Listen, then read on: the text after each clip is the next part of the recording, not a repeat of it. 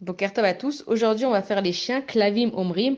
Bou nishtachave venich ra'a nivrecha lifne Hashem osenu. Venez, prosternons-nous et inclinons-nous devant Hachem, notre Créateur. Alors, le chien, c'est l'animal qui, par définition, est le plus loyal. On dit du chien que c'est le meilleur ami de l'homme et que le chien, c'est un animal qui a énormément de reconnaissance, de gratitude, il est obéissant, il est loyal et il est de confiance.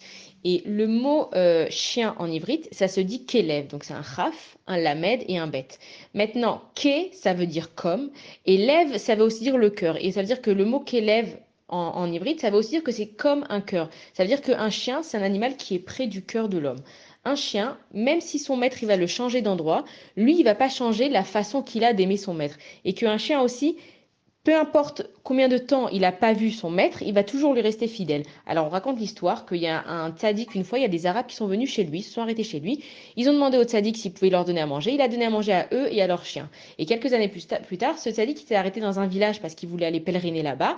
Et qu'il y a une bande de voyous là-bas, ils se sont dit, tiens, on va commencer à embêter ce tzaddik. Et ils ont voulu envoyer leurs chiens. Et donc leurs chiens, ils ont couru vers le tzaddik. Normalement, ils allaient l'embêter.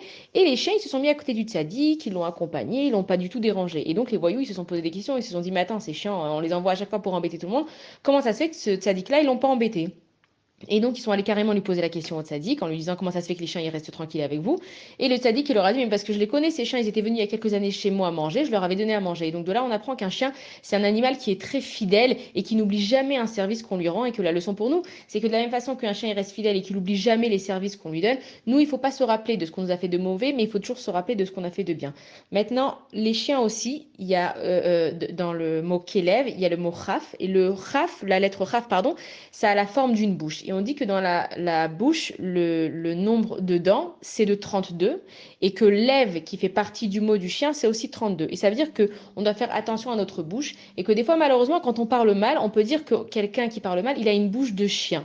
Alors c'est très péjoratif, mais ça veut aussi dire que du fait que le chien, il a eu le droit à sa shira, dans le Perek Shira, qu'il a le droit de chanter à Kadash Baruch Hu, que même si on parle mal et que même si on se conduit mal et que le Yeterara, le mauvais penchant, il vient nous dire, mais de toute façon, toi, tu parles mal, Hachem, il veut pas t'entendre, Hachem, il veut pas écouter ta tefila, tu ferais mieux de te taire. Alors, du chien, on apprend que c'est pas bien de parler mal, mais que si jamais on arrivait à parler mal, Akadosh Baruch Hu, il veut quand même qu'on lui parle et il veut quand même qu'on revienne vers lui.